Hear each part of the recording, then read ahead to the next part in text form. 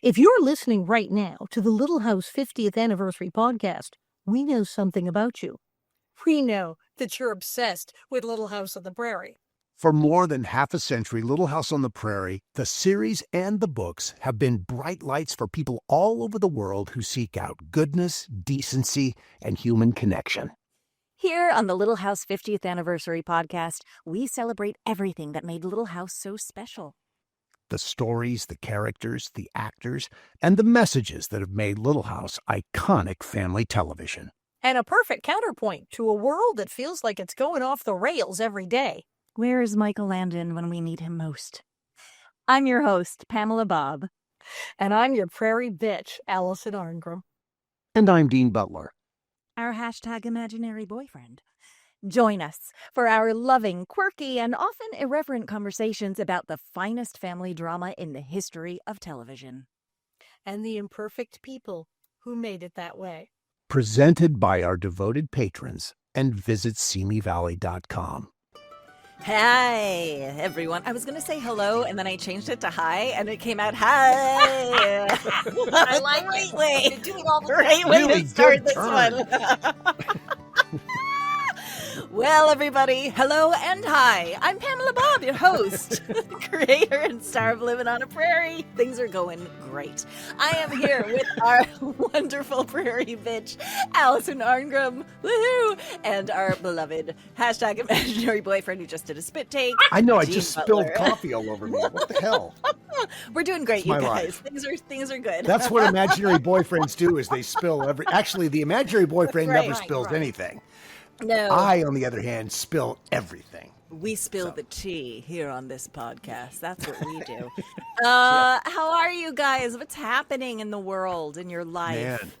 Man. You know, it feels like fall here in Southern California. It really does feel like fall in Southern California today, and which is really nice. Although it won't stay that way because we always get this burst of heat.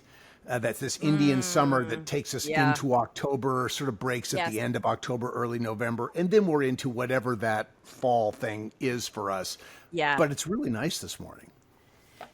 It's perfect weather in New York. It's like Nice. low Oh, well, 70s, yeah, sunny. It's just great. like brilliant, Nice. brilliant. It won't last. It won't last. But No, that's the why we all leaves haven't appreciate started it. to turn yet, though, have they?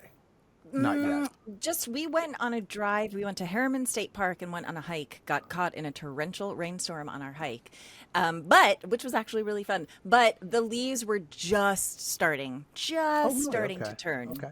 But just a few. But it's coming. It's coming. This is what living. I always remember when I went to New York to do Into the Woods all those years ago. It just tells you, and I only bring this up because it shows how the weather has changed. I went to New York in early September to go into rehearsals for that.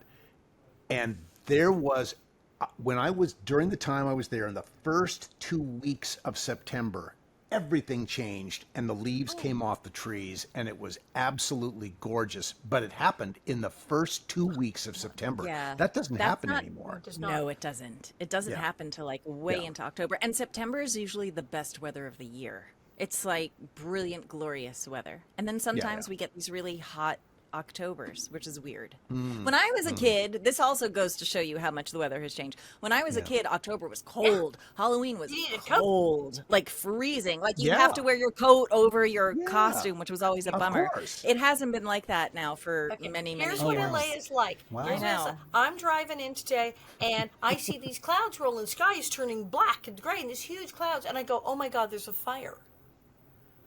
Because it couldn't be clouds. Which is this time It of year must be for something us. is It's on fire. Because time. why would there be clouds in the sky? Yeah.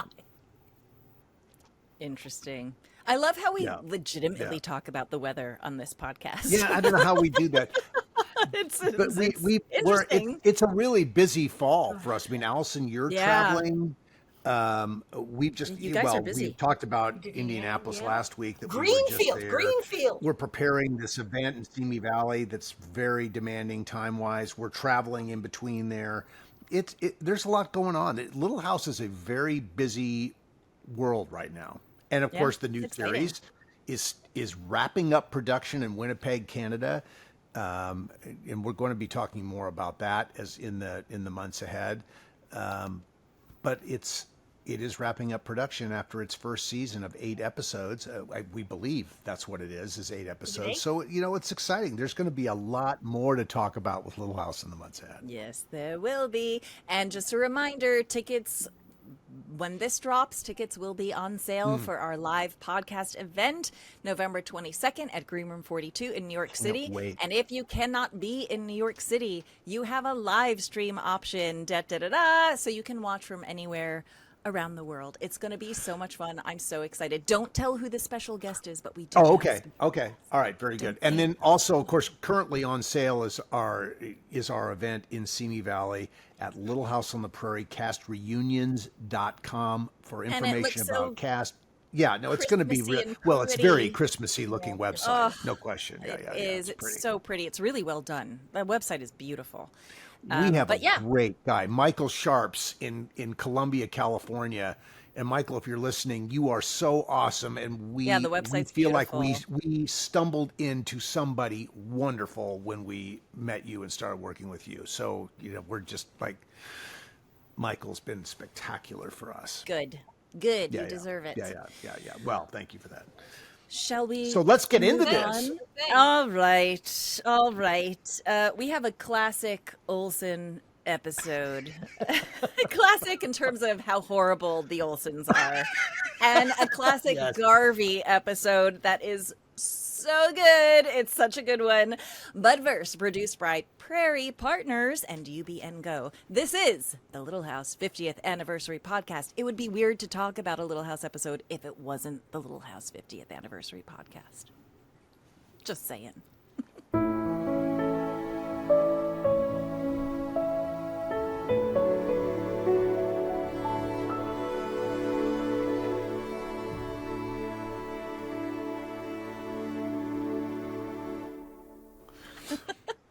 Okay, we are back. Dean, take it away. What episode are we talking about today? Today's episode, number 124 in the series, season 6, episode 12, Crossed Connections.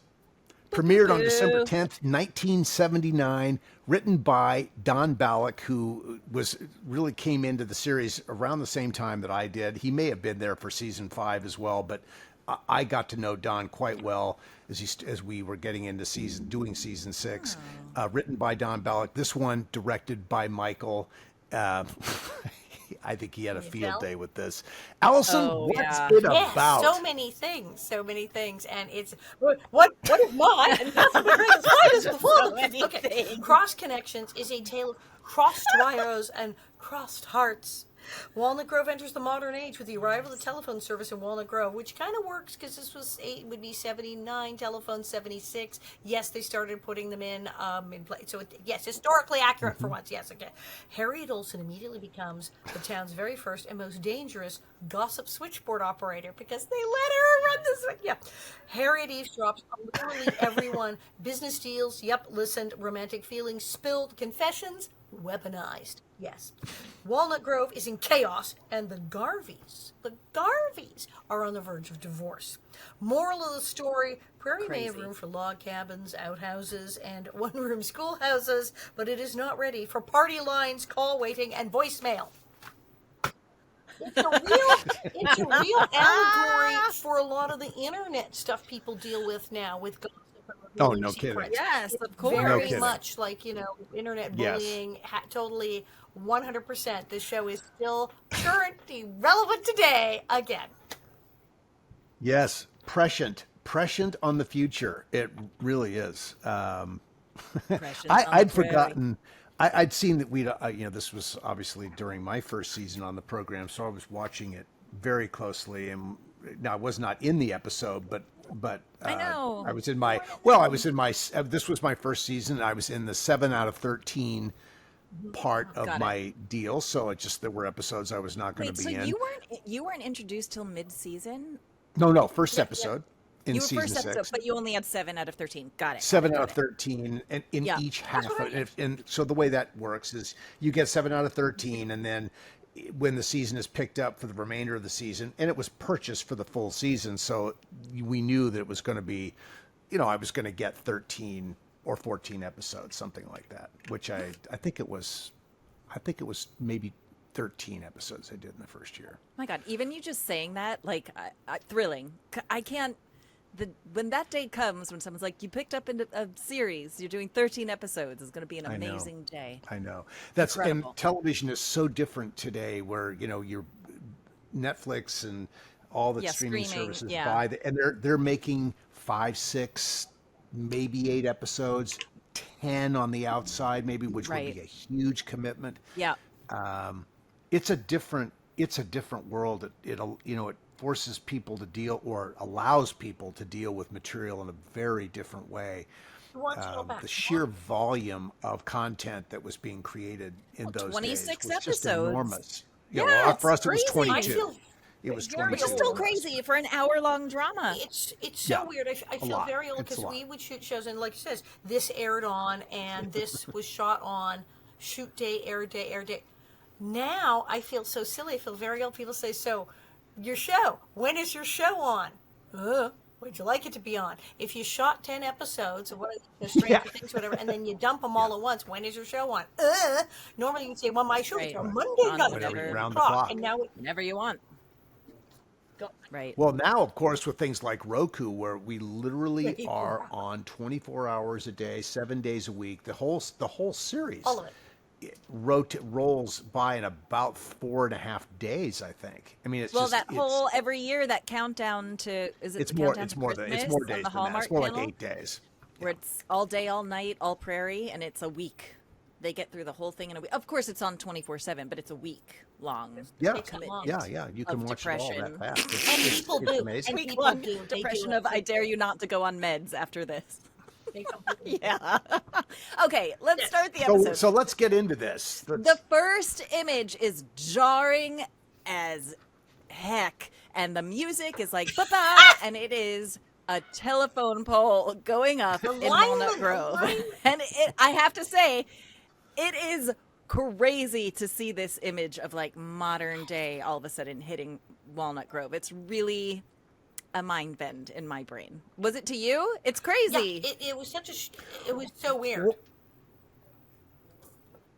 Well, what's interesting about this was, again, with so many things with series television. I mean, so you saw the poles that went to the Garvey house. We're going to talk about that. The poles right there connecting to Nellie's restaurant. Once the episode was over, all that went away. Gone. I mean, you didn't see those poles ever again. The switchboard was still there. That sort of was a thing in a couple episodes. Yes. The switchboard figured, but the Garveys get rid of their.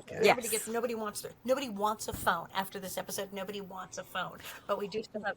Well, so they're getting the phone. They're getting the phone, and Carolyn and Alice walk into the mercantile, and they're admiring the new telephone pole, and the phone is going in, and they say it's a foolish waste of money. I don't even know who I'd talk to. And it reminds me when I will never forget when I first heard about Facebook. Someone told me about Facebook, and I remember my reaction was like, why? Who would I? And then when Twitter was invented, and I first heard about Twitter, and I was like, who would ever use that? Why? Why would I update people on what's going on in my life every day? Like, what's the purpose? Not a clue how this would work. Although with a telephone, you would think, hey, this is kind of rad. I can talk to my family or call the doctor or anybody. Many people back then. Why would I want this? Why would I do that? Right. Funny moment right up front when the foreman comes in and introduces Harriet to the switchboard. And Catherine, this was one of these things, and I'm sure Alison, you know this story. I mean, you were right there. So Catherine didn't tell anybody. She didn't rehearse this the way she did it. Oh my gosh, I love her so much. It was so wonderfully funny the way she went at the speaker or the microphone so loudly. And Michael, the thing with the phone man falling off the pole, that was not in the script. It was just that she was loud and hey lady, while you're yelling, not have him fly off. Right, and so Michael added that as an added cut after the fact. I know why she Brilliant. did it that way. I have the behind the scenes. You tell me why.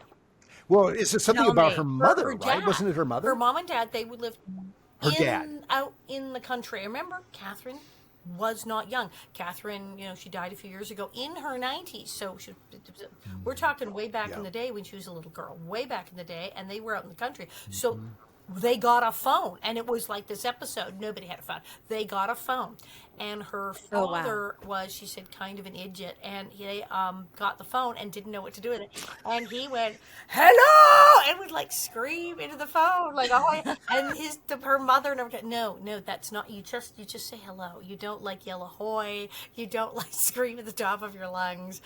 Ahoy! Just speak. Ahoy, mate! And so she thought that was the funniest thing in the world. Amazing. And so that Walnut Grove. That was a lot of her stuff was drawn from her childhood, great. And that was absolutely from her childhood. She is once again a masterclass of comedy in this episode, and her emotional twists and turns in this within a particular paragraph, right? Like, is so insanely good.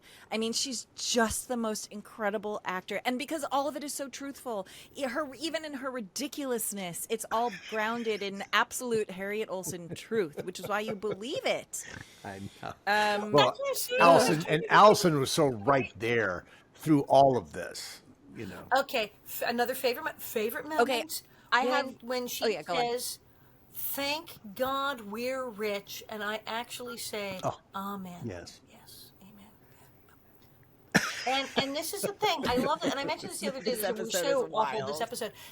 There's a lot of that where Nellie will invoke. It's absolute blasphemy. Nellie will invoke religion to her needs in the most appalling way. There are episodes where Nellie has actually quoted scripture at Laura while being like the worst freaking person in the world. It's just Nellie does something in one episode that's completely vile and then goes, "Judge not lest ye be judged." I mean, it's just like, and the fact that she and Harry would go, "Thank God that we're rich," and she would say, "Amen," that this was I guess you hate these. The poor are when you go back to the scene ignorant. that we started with here, where you brought us into the scene where Caroline and Alice are in the room, and after that scene, she says something about, it's one thing to be poor, but it's another thing to talk about it.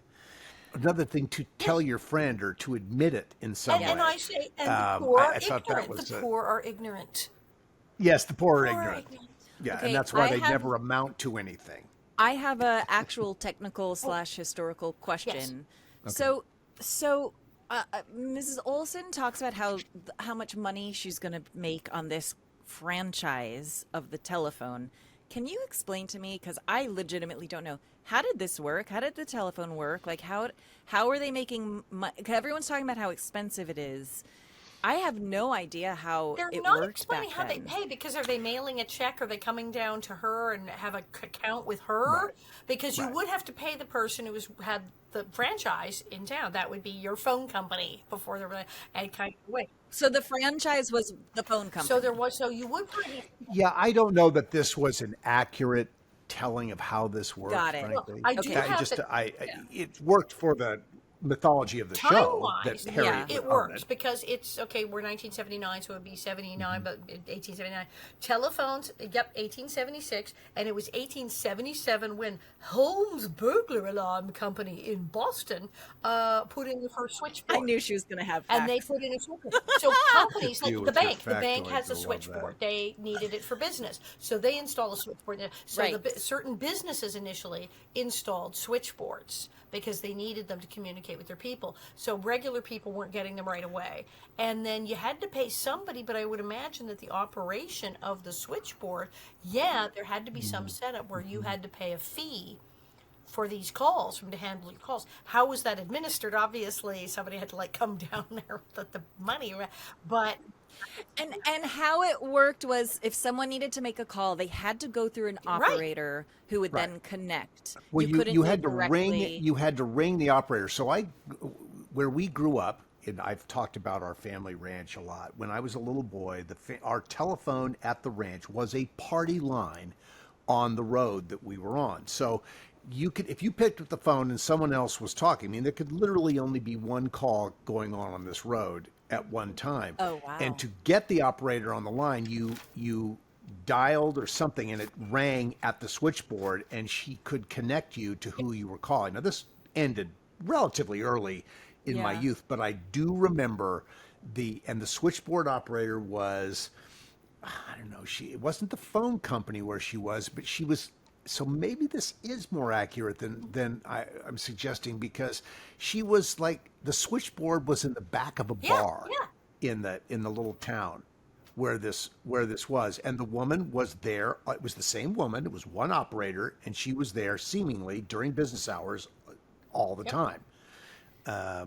And this was how it So worked. you could have only made a call during business hours when the operator was there. Yeah, I don't think. Yeah, it wasn't like you could get all hours of the Yeah. day and night. That the operator Yeah. went home and went to Some sleep. places So had an interesting. operator in Yeah. the evening, some most didn't. But like, my dad had Right. the height of the Sure. Depression. He was living on a farm in Saskatchewan, and they had the thing. And he said, yeah, it was like at the store. It was the store had the phone thing, and he said, and it was totally. He loved this Right. episode because yes, they had exactly that woman running the phone, and every time they made a call, got put through, they'd go, Gertrude, get off the phone, Gertrude. We know you're there. They knew who was listening That's in. just There were awful. several old biddies who would get on the party line, listen in, and they'd go, I know you're there. I can hear you, and I know it's you. Get off the phone. And this was a running thing. So he thought this episode was like super accurate. Jeez, that's terrifying. But okay, No, yeah, good. It really is. I mean, it's trolling now. It's like, now Yeah. you're, someone is hacking into your computer. It was Yes. much simpler on the party line that just were there listening. Yes. Yeah. Yes. Yeah. All right. Okay. Thank you for that. I literally purposely didn't look this up on my own because I knew Allison knew was I going to would have historical facts for facts. us. More you I know. know. Good for you, Allison. You're a good girl. Always the factoids. Yeah. So we start and off right away with Yeah. people dropping information that Right away. Harriet is going to poach and use to her advantage. Immediately. Right. Right. Yeah, and of course the and- first thing that happens is the pharmaceutical thing, because Jonathan makes money, but then there's something. Isn't it the same Yeah, stock? That, exactly. so Harriet ends up getting calls drawn the in, or a banker different because he thing. says, "I heard it was good." He goes, "No, actually, it's not. We thought it was a hot Right, 'cause the stock. banker I got the got phone, out just too. in time. It's awful. Right. Don't buy it. It's a disaster. Do not buy this stock." Because So later, right, when because they Doc wanna Baker is also going to get a screw with phone. Mrs. Right. Oleson, Right, exactly, because he needs to be woken up in the middle of the night to come and deliver a baby or whatever. But I mean, also, he like, knows he has since to do when does Jonathan play the stock market? It's so random. I mean, I know There it's a was no device for stock the plot market and the and story, some which is embarrassment. fabulous. Before this episode, nobody mentioned I the stock know. market. It's just not a thing. I'm like, did they even have a bank account? I didn't think most of these farmers even had a bank No. account. Eagles. But anyway, apparently Jonathan's no, playing the stock market and doing well. I wonder how I mean, a pharmaceutical stock I mean, maybe, but I feel like we're projecting Yeah. a little bit into the Big future. farm on the Actually, it would've been prairie. huge. Yeah, I mean, look, we're certainly aware in American culture. We became very aware culturally of the stock market in the 1920s because of the explosion of the stock market Right. and buying on margin, and then the depression Right. that resulted from overextension, or the crash that happened because of overextension. I'm not sure, but 30 years earlier, 40 years earlier, I'm I not don't know. sure I mean, what kind well, of stock like, market that would be. I mean, Allison, I look this looked up. this up. But Was you there know, a it was the actively Gilded trading Age. stock You market? I mean, not on the prairie. It was the The Gilded, Gilded Age. Age. So in the cities, Okay. it would happen. Now, if you were to invest in pharmaceuticals in the 1870s, you would be so rich because look at all the drugs in the 1880s. Yeah. There were no and all of a sudden, we suddenly had pills and treatments for things. Doc Baker's world blew up. The Interesting. first vaccines, Yeah. the first cures for anything, the first drugs that actually worked that people could buy, and the patent medicines. You'd probably make a whole hell of a lot of money actually investing in pharmaceuticals in 1879. Yeah. So Yeah, so no, stock absolutely. market, let's Absolutely. see, 1800, 1870s. Let's see. Was it a hot I thing mean, to it be is doing? bizarre to think that the Gilded Age, in the cities are They're doing happening at this same exact time of this poverty and isolation out on the prairie. Wow. It's so, I mean, it's what a Well, different world. Okay, Go, remember how Alison. everybody's really poor in 1874 and the show starts, and that's why the Ingalls are moving on. Yes, because the Panic of 1873. This is why the show, we premiered in 74 during the big recession. It was a hit because that's exactly what was happening in 1874. It was a huge recession.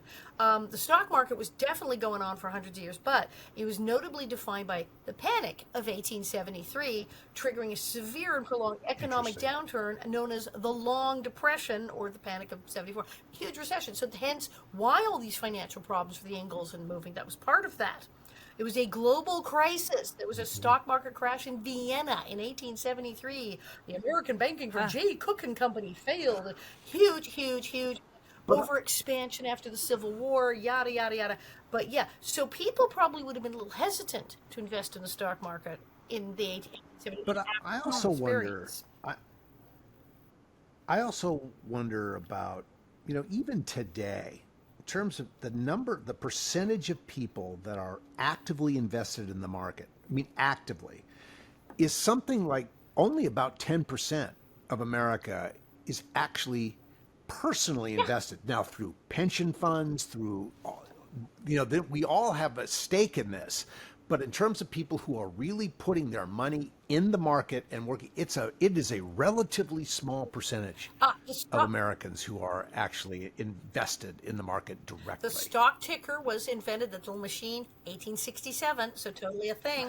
And communication, and then when phones started getting installed at the New York Stock Exchange in 1878, increasing market efficiency, continuous trading was, so this was all actually getting invented right about that time. Yeah. So it was hitting. First woman-owned brokerage firm on Wall Street was in the 1870s, and so it really was first blowing up in the 1870s. But it was also really there's relevance for this. But there was huge unemployment and a depression in the 1870s, so people would have been sketchy, but the rich people were absolutely doing it, and New York Stock Exchange, telephones, ticker machines, all a thing, late 1870s. Wow. All happening. Well, Jonathan was in on it. Jonathan was in on it from Little Walnut Grove. Cheddar. He made some cheddar on these stocks, and he used it to get a a phone in there. Like, honey, we got Wi-Fi. I know, it's just so crazy. Yeah. I'm like, where's the electricity coming from? I don't understand.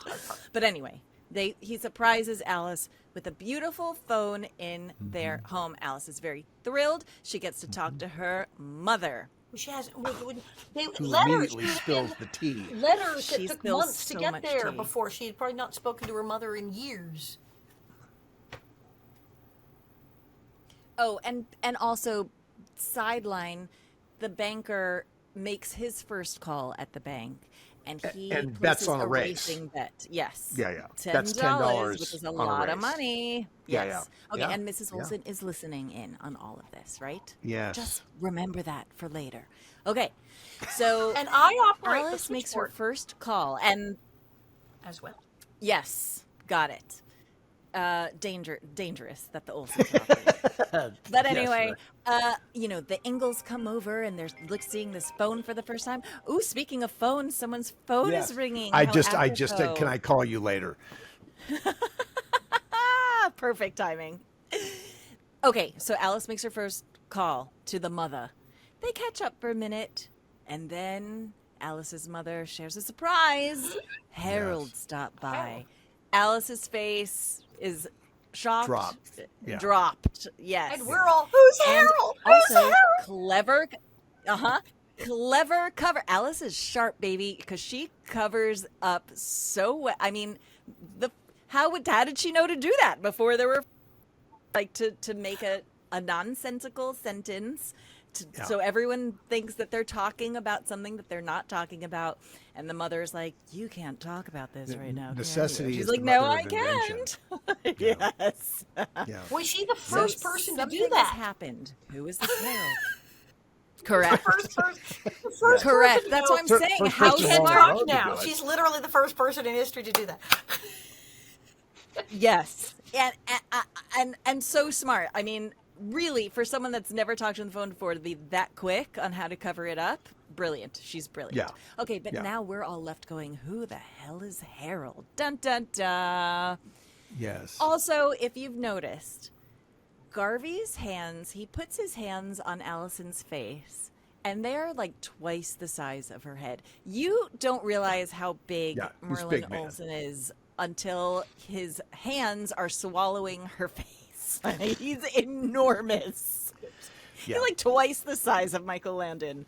Enormous. Oh, yeah, man. no, big man. Very big man. Big guy. And he had leaned down considerably since his playing days in the NFL. Oh, wow.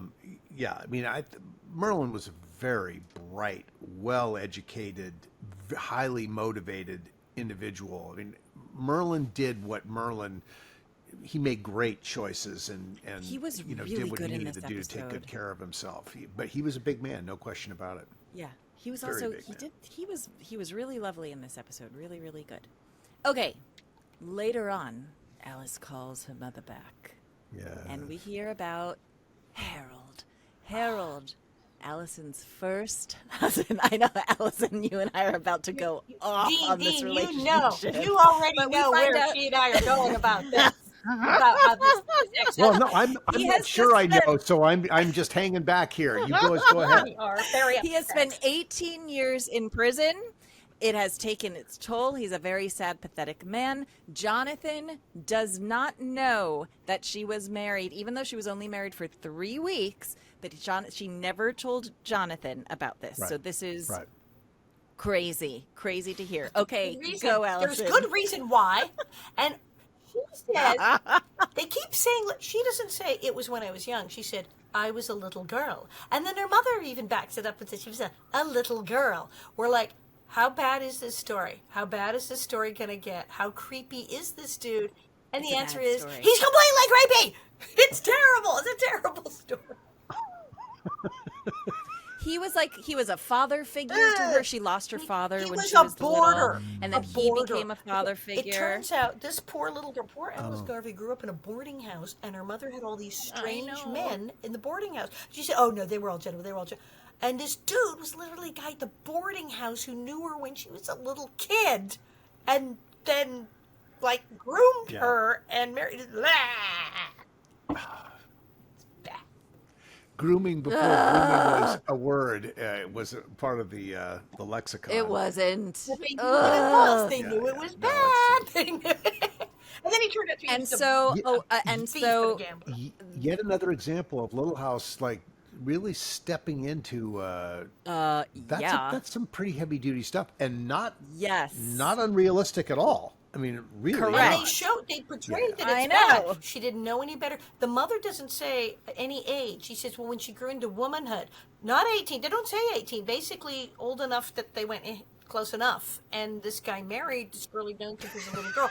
It was bad. It could have been It was 14. bad. Could have been 14 And he years winds old. up that he's a gambler and a thief, and he went to prison. He was no good. She didn't know. So this bad man who knew this poor woman was a child, and it's like, yeah, and it is, and that's why she wouldn't talk about it to her husband. That's why she wouldn't tell him, because it was bad. Yeah, I mean, it's not surprising that she would. I mean, 3 weeks. This is not something that's going to be a part of your life. Now that all works out in the end, but that's not surprising that she would make that And you choice find to out not he's share so that good. He information. goes to you think- prison. You try to, you're like, I'm going to forget this ever happened. Yeah. Yeah. Yeah, but don't you think also that she didn't tell him? And also, by the way, he finds out. We'll get to that next. But even when he finds out and he says, like, who else have you been with? Like, for me, I was like, oh, this is all about her virginity. Yeah. Like, clearly, for him, the issue Yes. is she wasn't a Right. virgin when she was with him. And also for her, that was probably like, I can't tell Jonathan that I had been with another man before marrying him. Are you kidding me? So I'm sure that all went hand in hand with that as well. Very provocative, I shall say. And who creates this horrible moment of doubt within the Garvey family? How does that happen? Yeah, how does that happen, Allison? Because, yes, of course, Mrs. Olsen, yappity yappity yap. But because there hasn't been enough damage done to the children in the story, because we must hurt them too. You know, I, for no particular reason, am on the porch of the hotel, just hanging out, not doing any work. And when Laura and young Andy go antagonizing for people. no reason, I go, "Hey, said your mother, tell your dad was the bird before," and just start going off, running off at the mouth. And I won't. Oh my God, it's like, so stop, awful. Like, no, it's true. It's true. She's married to another man. Did she tell him? Did she tell him? Oh, she hasn't told him. And I couldn't just say, "Hey, I know a secret," or "Hey, you know, your mom was married." No, I'm like yelling to the whole boulevard here about his mother, and It's The so boulevard, cruel. love that. The dirt road, the dirt all street town, in front all of three the people hotel. there, and and I just for why? For what reason? My mother's already broadcast it to people, so it's getting out. Because you're mean. But To be it's horrible. just to torture. To him. be Just horrible. pure. You're serving the Yes. story, Yes, Alison. I mean, you're just doing, Nellie's just doing what she needs to do to advance the story. And I'm a terrible person. Haters gonna hate. I'm a bad person. Haters gonna hate. We've established she's a psychopath on this podcast before. This is total psychopathy So happening awful. I right wanted now. to punch myself. And then of course though, Andy and Laura and Albert are like, that's not true. That's Yeah, crazy right. talk. Well, go home and ask him. Right. So Or go home then, and tell your father. Tell your Tell father. him. Right. What's wrong with me? And then Yeah. I wanted to Garvey punch myself comes. in the face. It was so bad. Oh my God. I know. It's when you, it was so bad. You know what it reminded me of? This is a personal story here. Ready for a little Oh. Me, going this is off why the people rails? like our Okay. culture personally. When I was 8 or 9, my grandmother was visiting us. She lived in Minneapolis, but she was very sick. She was old and she was sick and she was losing her faculties. And there's an art piece in our house of my mother, an art piece of my mother in my house. And I looked up and I went, I wonder who made that for Mom? And my grandmother went, oh, it was that guy, the person that made it when she was married to her first husband. Dun dun dun dun. And I had no idea my mother was married before at all. And and I was like, okay, Grandma. And I literally walk out of the room do. And I go to my mother, Mom. who's putting on makeup in the bathroom. And I was like, Mom, get what Grandma just said. Oh. And the devastation, my mother was in the middle of mascara and she literally froze. She just froze. And she was like, Wow. it's true. And I was so devastated. I mean, it was devastating. I'm sorry, you were 8 years old? I was 8. I was in 2nd or 3rd grade. I was little. And again, my mom, it wasn't supposed to be this big secret. She just hadn't told her little 2 daughters yet. It wasn't, Sure. I think she thought She it's was going to going come to out at at some some point. point. It Yeah, just, yeah. she didn't think about it. But for me to find out that way was ugh. And what it does is, even as a little kid, you think you know your parents inside and out. You think you know everything about them. It shatters your world. It shatters your world completely. Now, Yeah, obviously, yeah. we got over it, and such is life, and there's no issues whatsoever. But I will say, this moment reminded me of that moment, and it is devastating, for sure. This is why We our all got show. over it. Garvey got This over it, is too. why Little House in the Prairie is popular 51 freaking years later, because people do have stories like that. People watch this episode and go, "Oh my God, that was Oh, the yeah. horrible time that Yeah. that person who Uh-huh. literally lived this freaking episode." My old morphine addiction. I think the show dealt with all these incredible issues, but did it in this, I think the show was never considered edgy. I mean, because it wasn't presented in these Right. stories No. weren't presented in an edgy way. They were presented Yeah. very directly. Yeah. And Yeah, so, right.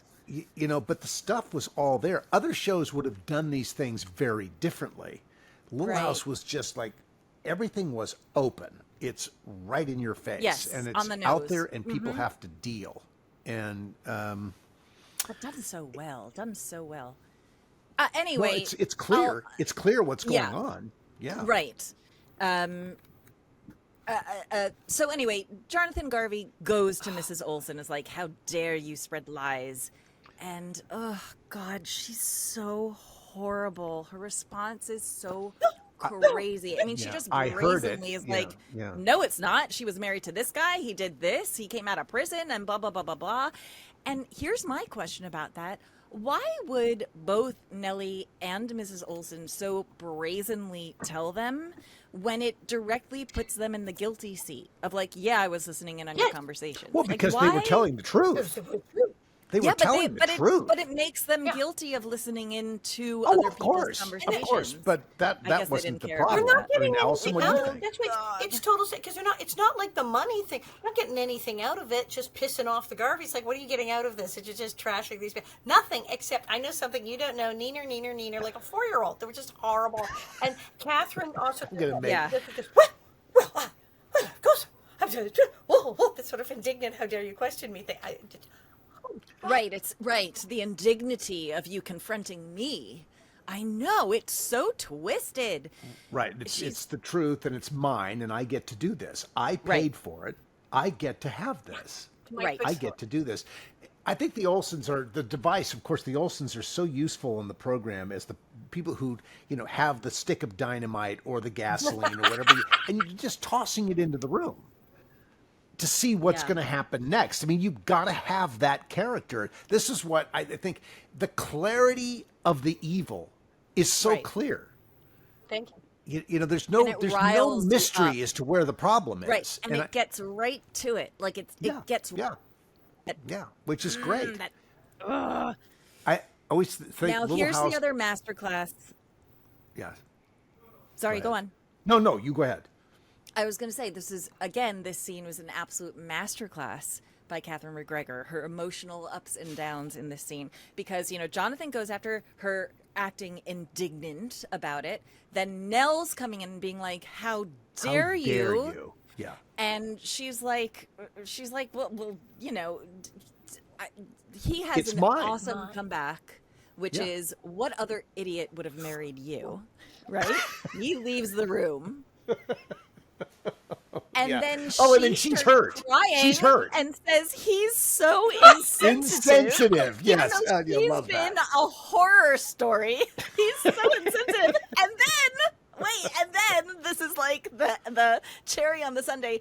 The phone rings and it snaps her out of it because she's so excited to listen to someone else's conversation. I mean, it's just so brilliant. It's brilliantly written, and the way that she does it is like comic actor gold. She is a gem. Yes, I cannot believe she didn't win every award or nominated for everything. Nowadays, It's a she would have crime. won Emmys. And then it's Albert to the rescue. She would have won everything. Albert is the one who saves the day because Albert is a schemer. Albert was on the streets. Albert's been a criminal. Albert knows how to go behind the scenes and do terrible, terrible things. He's converted to being nice because he's with the Ingalls, but he knows what he's like. I have a plan. And it's a horrendous plan to literally ruin her financially. And Albert's like, yeah, we're going to do this. This is what we're going to do. And he's smart. Does it.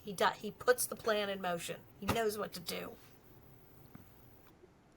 It's interesting. I think Michael loved, utilizing Matt in this way as this street smart kid. And I think Michael saw so much of himself in Matthew and utilized him really, really well to do things this kind of thing. And the character was, as you said, was so nicely drawn. Wise, a survivor on the street, always sort of on the come, trying to figure out how to get by. Yeah, he knew kind what of to a do. con man. Yeah. But for the greater good. But, I always had a bit of I loved Albert. And I loved Albert and Laura's relationship. I loved Albert. Yay, Team Albert. But a little part of me always was a little upset by the way Laura's character was slightly changed when Albert came on the scene. Because before Albert came on the scene, Laura was the schemer. Well, Laura was the smart sort of... like the savvy one that sort of came up with the ideas. When Albert came on the scene, it all went completely to him, and Laura was more like his sidekick, like what do you mean we can do this? Right? Like she wasn't the plotter anymore. He was, which I thought was a little not what Laura's character had been before, that sort of Albert took over that. at the same time, maybe it was intentional because this is the time where Melissa Gilbert is starting to grow up a little. This is that wonky in between time where she's starting to wear a little eyeliner on the show, yet still is rocking the braids, right? Like she's the walking embodiment of Britney Spears. I'm not a girl, not yet a woman.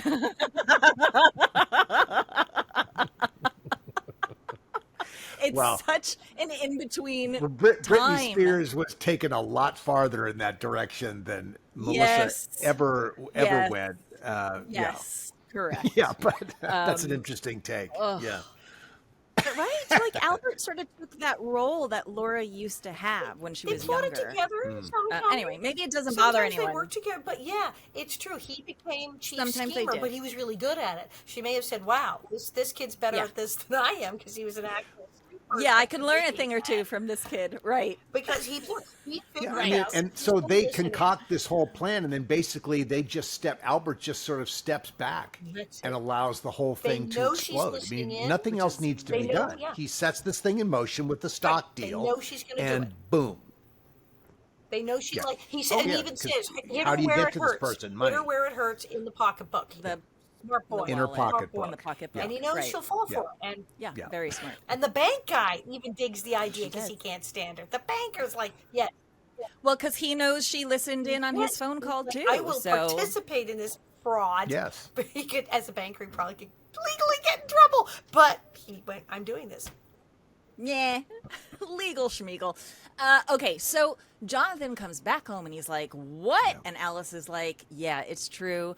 I couldn't tell you. He's like, who else have you been? She slaps him across the face. We jumped past that, but yes, that was the end of Act 1, basically, was who else have you been with? That was rough. Yes, right. Yeah. So he's sort of, right. And then they come up with this, let's hurt Mrs. Oleson in the pocketbook. Right. Let me say something, though. Mm-hmm. Pa is surprisingly chill about Alice having had this secret, right? Like he's talking to Jonathan Garvey like, well, everyone has secrets. I'm like, well, this one's a doozy.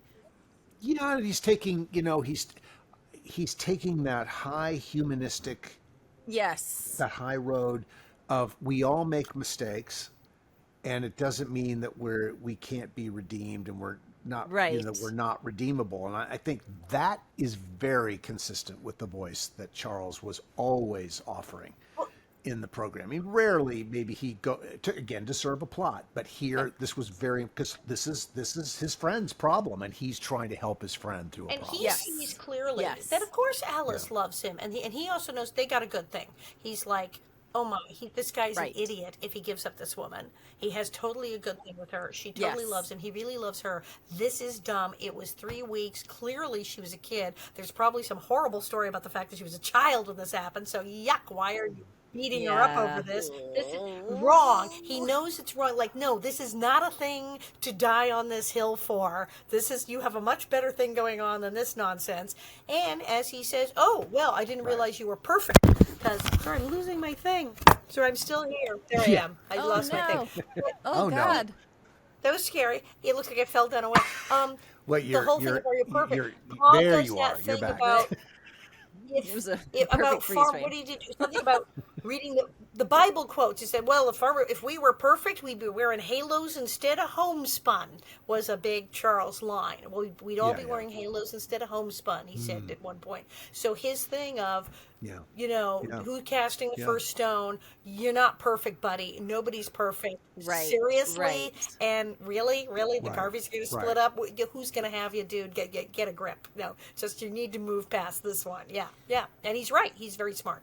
Also, other thing that I noticed, Albert has a savings account. Do the Ingalls have a bank account? When did this happen? I thought they don't do banks.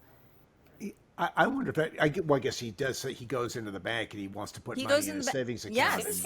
Yeah. So he's smart. Serving the story. But also he's smart. Right. I got to let these things go. Because he's smart. He knows they have interest-bearing accounts. He knows the bank is good. He knows the guy. He knows it's not bad to put money in the bank. Mrs. Olson, the idiot, has thousands of dollars in a mattress. Yeah. No. Because she's dumb. Right. Albert has a bank account, but not Mrs. Olson. Right. Right. Exactly. Crazy. Okay. Crazy. What the heck happens next? So we have this well, scheme so to get they, so Mrs. Bill Coulson. sets the trap and talks about buying $5,000 worth of stock in Smith Pharma, and because it's Right. going up, and of course Harriet is gleeful, running across the street to her mattress to count out the $5,000 and go make the So purchase. predictable. In Yeah. mattress. Predictable. And this allows me to be on the switchboard for a lovely moment with Albert. One of my favorite scenes. Again, the mouse scene. For the is that what it was? It was a mouse. I was thinking it was a frog. I Mouse? couldn't tell what it Cute was. little mouse. So it was a mouse. So he has to get me Okay. away from the switchboard for a minute to get on the thing. Go, yes, it's working. Yes, right, the it's diversion. thing. And you're sitting there eating the candy out of that I'm so paper creepy. bag, just like a I'm doing bitch that you are. I would always Ugh. eat creepy. It made it creepy. Ugh. And he comes and he's Ugh. like, You did eat creepy. totally on purpose. Like, how bad can I make this? How bad can I make this? Yeah, okay. And so he's like, oh, I brought this thing. And I'm like, what? Stupid child, leave me alone. Here. And he puts a live mouse in my hand.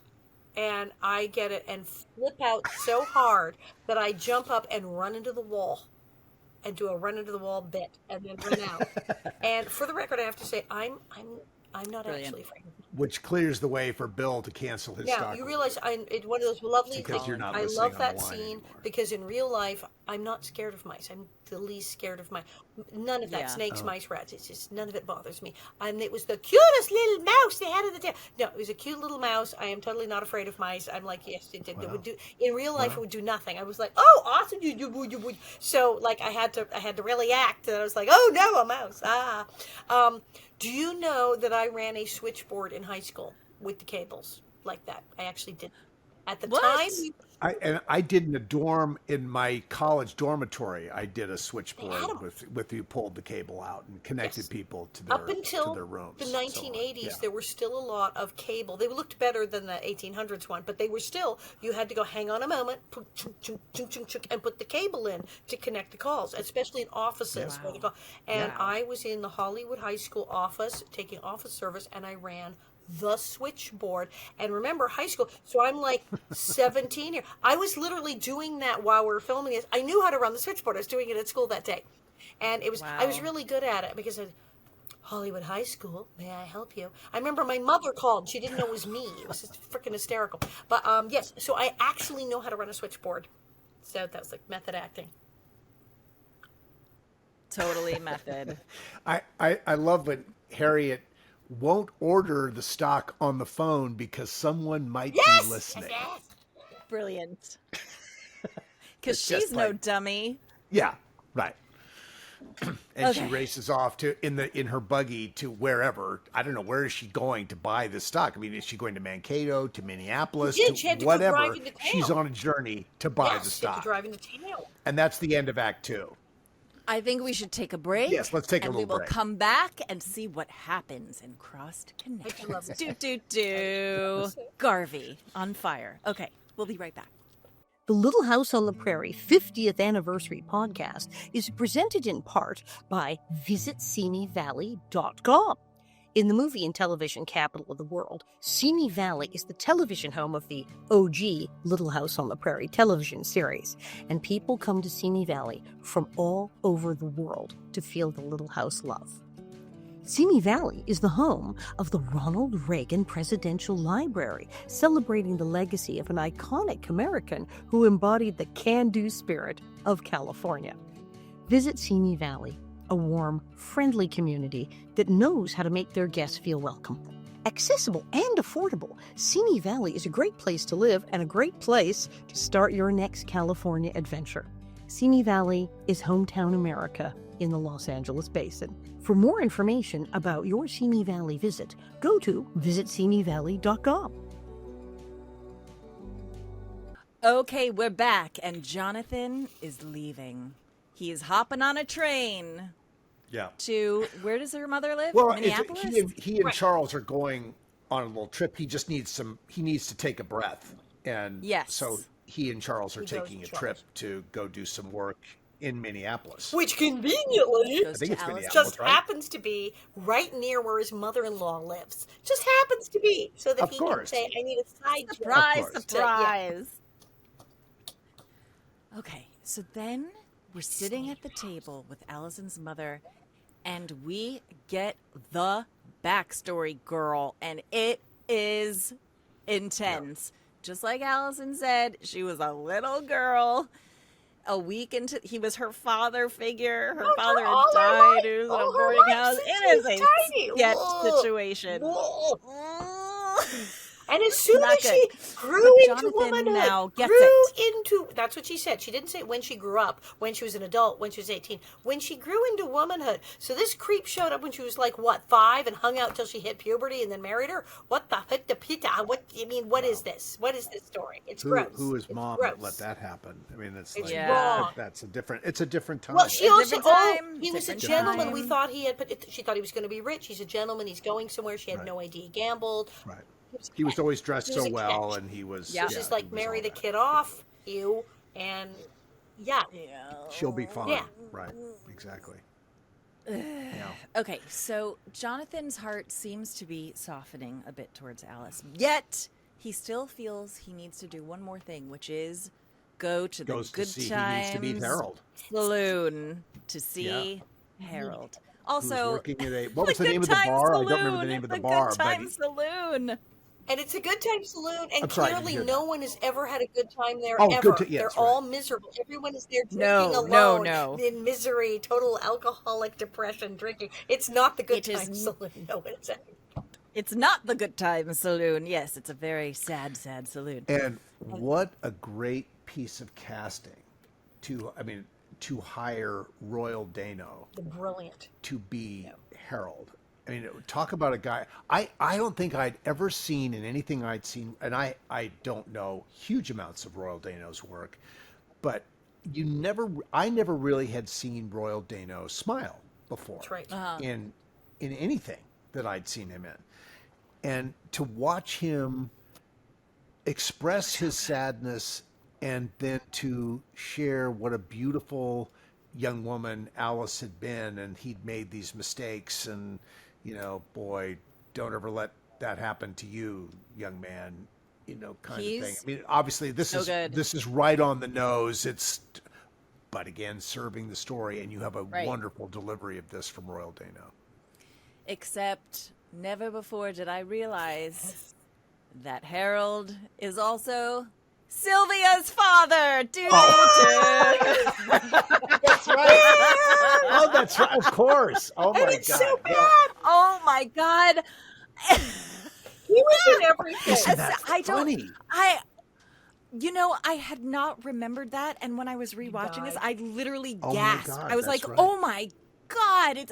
Then I was like, maybe this is my brain playing tricks on me, because I think every blacksmith is the blacksmith, and when it's not the actual blacksmith, the Sylvia blacksmith. So I was like, let me IMDb this. IMDb that. No, I am. DB. Whatever. Yes, Yes. DB. There's a Broadway When you one. think and about- IMDb. Yeah. And I was like, I am correct. This is Sylvia's father. Yes. Also playing No, you're Harold. exactly right. Of Ballsy course. casting. And- Yes. And he's so good. His monologue, he's wonderful. so Remember when he good. was Yeah, Sylvia's he's so good. father? Well, he's so He was so real. creepy with Sylvia. He was her dad. That it was so bad that people suspected know. him in the episode, because he was like, "Yo, cover yourself up," I and he was always know. yelling at her about looking too sexy, and she was a temptress, and it was like, "Ew, ew, ew." He was horrid, and so this man sadly has a distinction of being utterly inappropriate with young girls twice on Little House on the Prairie.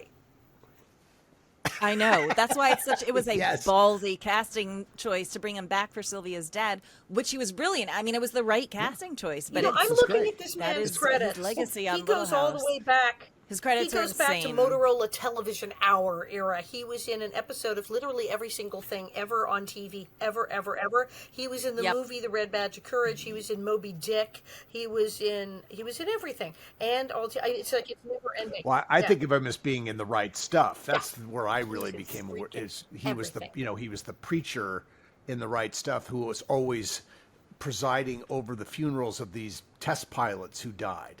Wow. And he just had this Jeez. beaten down, he was a guy who lived his life in tragedy, and he's got that face where you just sort of feel like, oh my God, I mean, what other horrible thing can happen to this man? That's why it's such a wonderful surprise for me, who had not seen a huge amount of his work, to see him smile wistfully, remembering something and framing it. I mean, he framed himself as the problem. Yeah, he admits it. I mean, yes, he did all the other things. All the things that you've said are, when you think about it, creepy. Got it. Yeah. Right. And he knows it. He knows. And again, I don't.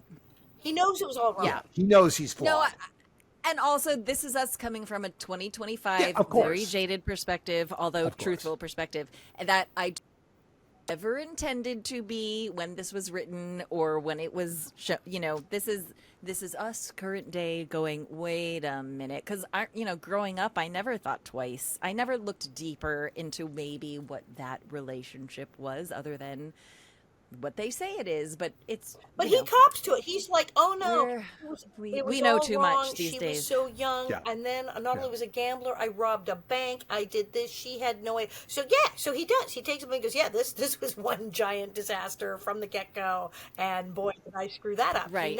He knows he screwed it all up. And he says, I hope, he found out that Alison is now married and has a son, and he says, looks at Jonathan, who also played it very smartly, different name and different, Right. Saying, I hope her husband Don knows Ballick how lucky played he it is. wrote it very smartly, and Right. Merlin played it nicely. Yes. Yeah. But he says, does the man who married Alice know how lucky he is? Yes, so of course. that gives There you Jonathan a whole different perspective. Yes. And then he leaves goes the good back to the times hotel saloon. and tells the whole thing to Charles. And he's so Yes. good. He's so good. Now, when Yes. he took this on, initially we were like, oh, it's Merlin Olsen. He's a football player. He's a sports commentary dude. He's not really an actor. And the legend is that when Michael asked him to do this, he even said, well, I'm not really an actor. And he said, don't want you to act. As we know, that was Michael's thing. No acting here. I want you to be natural. I want you. I want the way you walk and talk. That's really what I want. Yeah. This guy is like this. He's like you. I want it deadpan natural. I don't want you to do anything. I don't want you to act. And I want him to be like you. The way you walk and talk, this is fine. And he said, if you need help, if it doesn't work, if you're doing a scene and I don't think you're doing it, I'll tell you. We'll make it happen. But the fact that he would be so genuine and what earnest, a chance, man. and when he spoke in his early scenes, so when he's just being a regular normal person in a scene, he's so earnest and plain, and Michael's like, yeah, that's what I want. Clear, plain, yes, I love you, Alice. That's what I want. This simple man, a very simple man, a little sheltered, like he's so shocked that his wife could have been married before. He's a little sheltered. He's like, no, do people do that? And that's how he played it. So when you finally see him in what is a big, serious, emotional scene that could be very hard to do with this guy, and he freaking nails it. He absolutely blows out the walls. It's like, bam. Yep. Roll it. Do you know what I wrote in my notes? Sorry, go on. No. Dean What first. did you write? What did you write? I was going to say, Garvey earns his bear status with this episode. I said, sorry, sexy? his bear status? He's What a is big that? bear. He's a big bear, and we love him. He's a bear. We're there for it. Okay. The kind of man, it's a kind of man that some gay men are very attracted to. That sort of big, strapping. That's why Alison goes to Bear Week. I knew that's okay. That's because I know Alison, you Bear Week, do, Bear Cruise, Bear. Yeah, he's king of the bears. And there's a lot of Garvey love out there for this very reason. But I said Garvey earns his bear status with this episode. Sexy, sensitive, strapping brute of a man. Gentle giant, ginormous hands. That's because he's such a gentle giant. Such a gentle yes, giant. And then he was absolutely. And to his huge credit to Merlin, he was very receptive to being coached. He was because he had to do some major he was scenes. a very coachable human being. That's his whole life had been about getting coached. So he opened himself up to being coached by Michael in a very gentle way. He opened himself up to Hersha, coaching him a little bit. When he worked with Catherine, my wife Catherine, on Father Murphy, there was gentle exploration to help him get to places that he needed to go to. And Catherine, I mean, I never spoke to Hersha about this, but Catherine just loved Merlin because he was so open and receptive to suggestion as to how something might play. She never told him how to play it, but gave him thoughts that he could then work with, adjustments that he could consider. And his ego didn't get in the way of it. Didn't, and he was because very, he had to do some open. heavy. I mean, when Alice dies, he has to do some some serious dramatic stuff in this show, and he's really, really lovely. Dean, isn't it so weird your degrees of separation that you had with Catherine before you two got together? It's so crazy. Yeah, meant to be. Yeah, no. Well, I mean, I always say to people, I owe so much of the good things that have happened to my life, I owe to Little House. Yeah. I mean, it's just including my wife Catherine, who I met as she was going to audition for Michael to play this Mae Woodward part on Father Murphy. So it's like the Little House connections just ripple through my life that are, and it's affected so many good things that have happened. It's been a part of that. So, but we're talking about Merlin, just such a lovely, lovely man and a good man, decent man. And he acted before. He was very well thought of. He'd done a few episodes of things, but he played like big goofy guy. Not a big part. A couple of shows he was on, he was like as Merlin Oleson. Oh, look, it's Merlin Oleson, the football player. He did like that kind of stuff. And there's a few episodes. Right, exactly. Those cameos that people would do in those days. And he did have some small parts and things, but it was big doofus guy. He wasn't doing this stuff. He wasn't a dramatic romantic lead. No. And suddenly, no, yeah, no, he's lovely. All right, so. We cut to Nellie in her living room playing the piano, which is super meta because it's a Little House theme. She is playing on the piano. Little House theme, because that's not weird. Love that. It was so. I was like, they did not. Yes, they did, and it's awesome. And he'd done this before. David had done this before. For sure. Yeah. For sure. It's so fun. And Nels is like, you suck, go away. Which she does.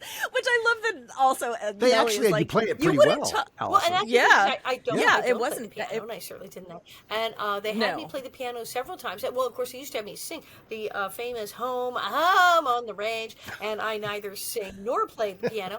And so I just, the finger exercises they try to teach you as a kid. Ding, ding, ding, ding, ding. So I could put my hands there so it wouldn't look, if they glimpsed my hands, they were at least in the right spot.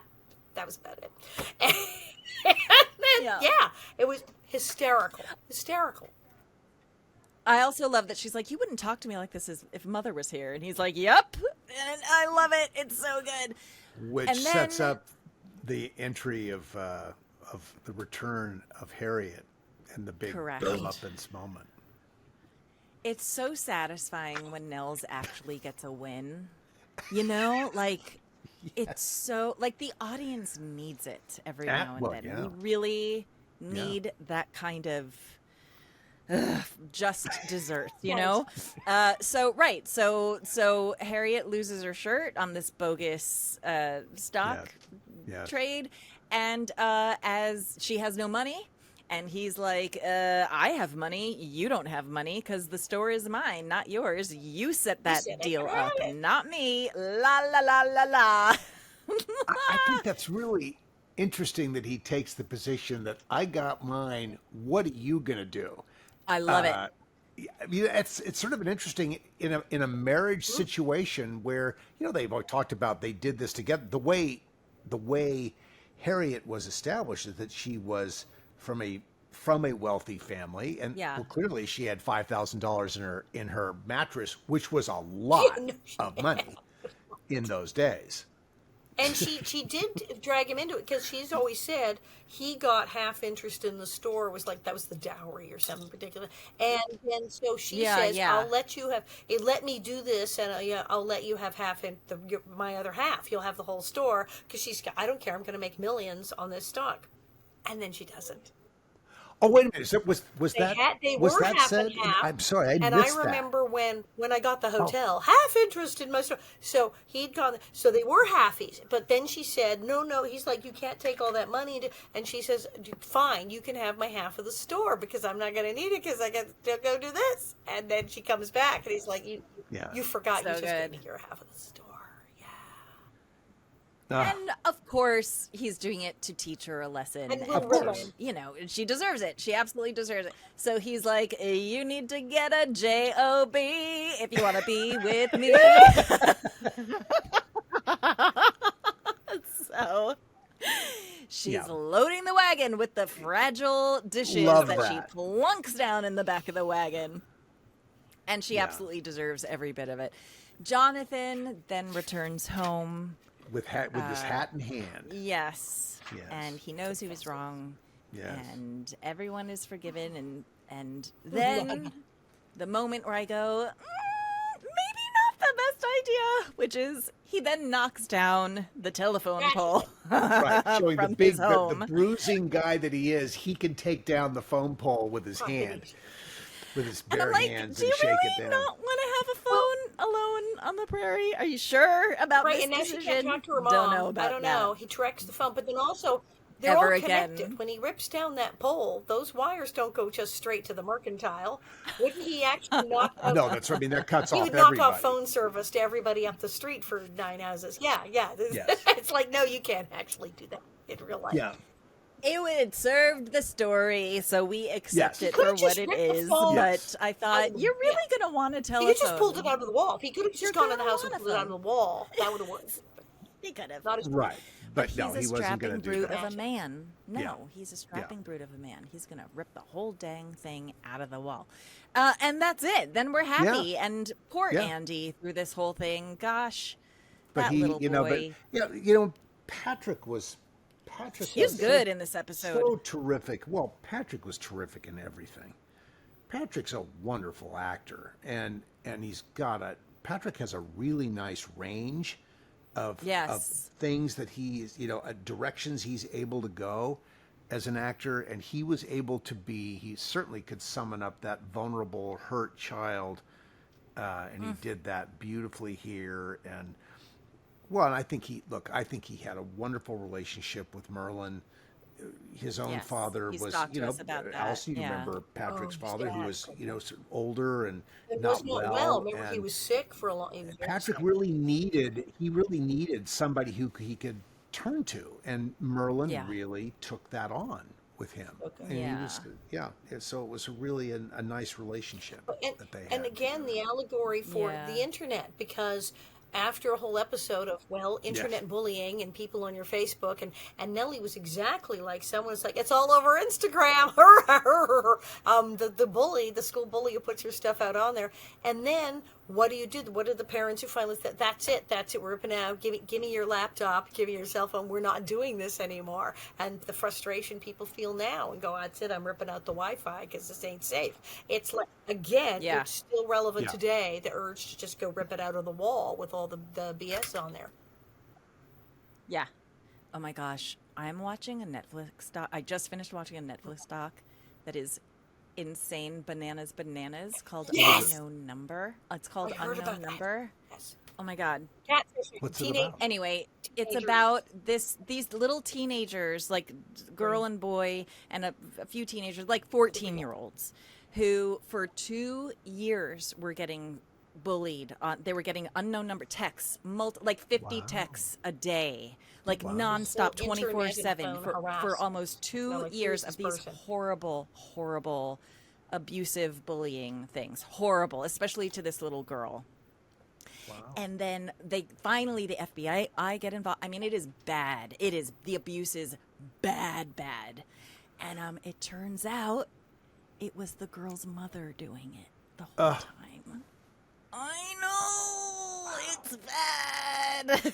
It's really bad. Anyway, the internet can be very evil. It can all be evil. It can also work for the forces of good, which is our podcast. Everything's about intent. It's all about intent. Yes. It's what do you want to do with your life? And I think I come back as we button this up. This is what Little House is about over and over and over again. It's offering up object lessons as to asking the question, who do you want to be in the world? And I think this is one of the hugely important reasons why Little House has sustained, because it's so clear. It offers such clear examples of how to behave and how not to behave. And these become teaching moment after teaching moment, and you can see it again and again and again, and you are reminded of good behavior and not good behavior. Yeah, right or wrong is very clear in the lessons of this. Yeah, for sure. Yeah. And that's I our think show. that's it. That's it.